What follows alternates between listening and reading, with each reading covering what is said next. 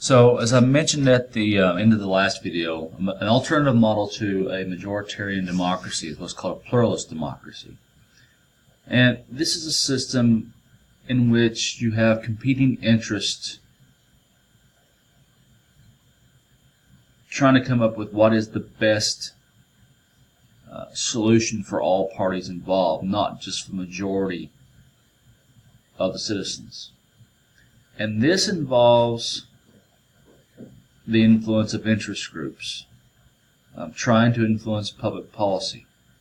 And what we have seen in this country is a shift from individual voting to voting as groups of people.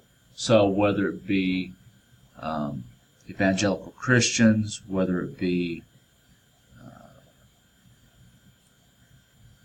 liberals, whether it be supporters of DACA, they're all voting as a block now. And they're still casting individual votes, but they're voting as a block. And for pluralists, at least, the ideal system is one that divides government authority among numerous institutions with overlapping authority. And so you have competing interest groups having alternative points of access for presenting and arguing their claims. So it's a very divided, decentralized, open access.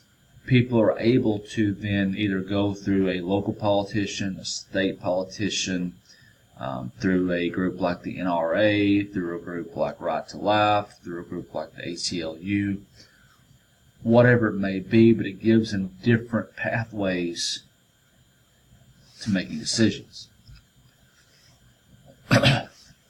So in a majoritarian model, you have mass public controls the government. It relies on majority rule, cohesive political parties, and centralized government. And even today, we don't see cohesive political parties. We see, such as in the Republican Party, the emergence in the last year, what's called the alt-right, which would typically identify as Republicans, but are on the fringes of the party, not what we call mainstream Republican Party. And here you can see a picture of protesters fighting near a McDonald's restaurant in Detroit, trying to get an increase in the minimum wage. And again, this is another avenue in a pluralist model where people can hope to make a difference. And so in a pluralist society, pluralist democracy, you're relying on special interest groups sometimes to make change. It does limit action of the majority, but it does decentralize government authority by allowing more people to have more say in things. And then you have a third model, which is called elite theory, which is an undemocratic model. And in this model, important decisions are made by identifiable and stable minority that shares certain characteristics.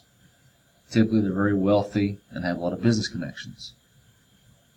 And this theory holds that those small group of people make most of the important government decisions. Now, there have been numerous studies designed to test the validity of elite theory, but it's an exceptionally difficult idea to prove in any conclusive manner. Perhaps the strongest evidence is the documentation of the correspondence between the preferences of the wealthy and policy outcomes. If the wealthy and the rest of the population are divided on a course of action by government, the wealthy are more likely to prevail.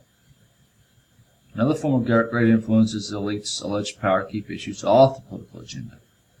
That is, its power derives from the ability to keep people from questioning fundamental assumptions about American capitalism. So, opponents of this would call the U.S. an oligarchy, because it's a small group of people who run the country. From time to time, various people have made those claims. Again, as it's, excuse me, sometimes it is difficult to prove. There are others that can point to evidence of it very easily. And so is the power essentially elite? And you can kind of see here this very weird diagram, if you will, of how everything seems to be connected. Now, this is a diagram of the funding by Charles and David Koch, the Koch brothers, and they have used their resources to fund a network of advocacy groups to support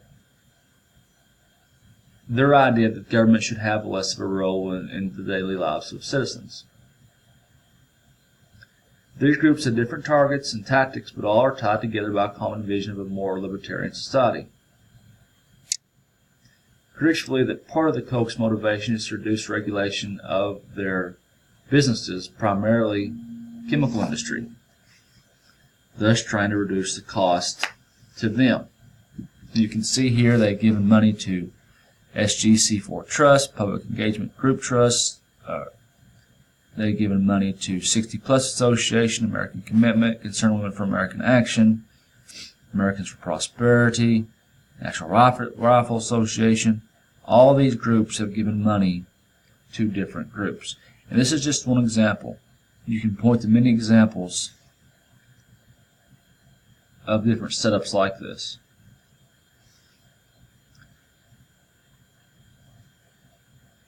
In fact, unorganized segments of the population may not even get their concerns placed on the agenda for government consideration, which means that the government does not discuss it.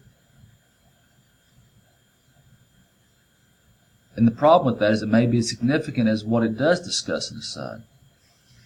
Indeed, studies of the congressional agenda demonstrate that it is characterized by little in the way of legislation concerned with poor or low-income Americans, while business-related bills are plentiful.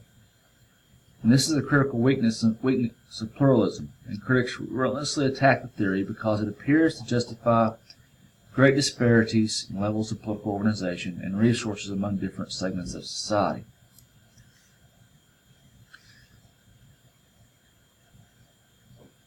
So when you have a pluralist theory, you're going to have those differences or those disparities among segments of society, because it's much easier for the wealthy to organize than it is for the poor to organize.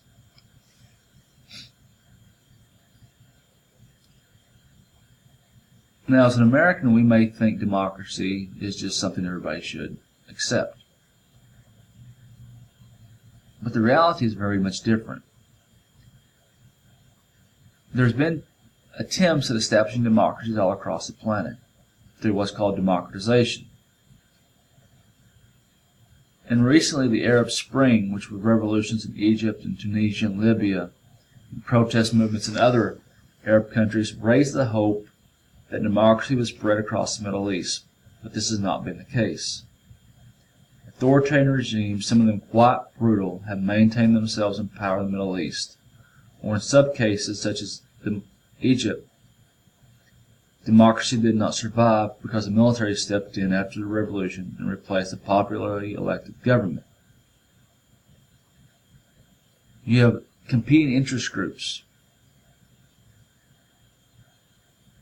that will not allow democracy to take hold. And it may be ethnic, it may be religious conflicts such as ISIS, but these interest groups in these countries hinder the development of democracy there.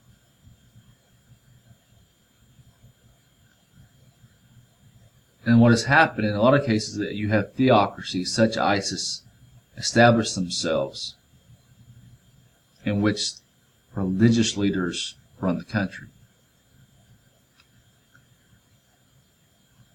And finally here we see a slide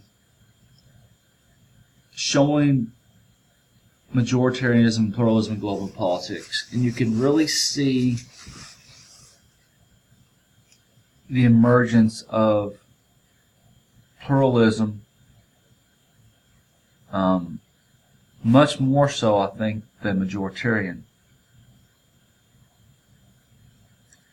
And so, for new democracies, should constitution writers create a government facilitating majoritarian role or design an electoral system using proportional representation? Would the U.S. government work better if we had multiple parties instead of just two?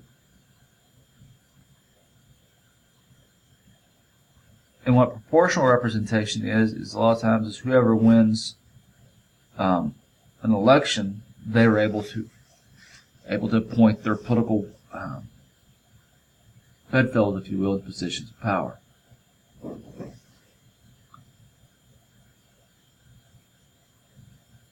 In American democracy, we are more pluralist than majoritarian. But again, pluralism many times favors the well-organized, so the affluent receive more benefits, the rich receive more benefits. And recently, the Democrats and the Republicans are more sharply divided, making it very difficult for people to trust their groups. So people begin to vote more individually than maybe they have in the past. As a result, our trust in the country has fallen in our government. We no longer look to our government as we once did to make decisions that will benefit us all, but only a handful of people. So there's the rest of the lecture for Chapter 2. If you have any questions, please let me know. Hope this helps you as you prepare for your exam. Best of luck.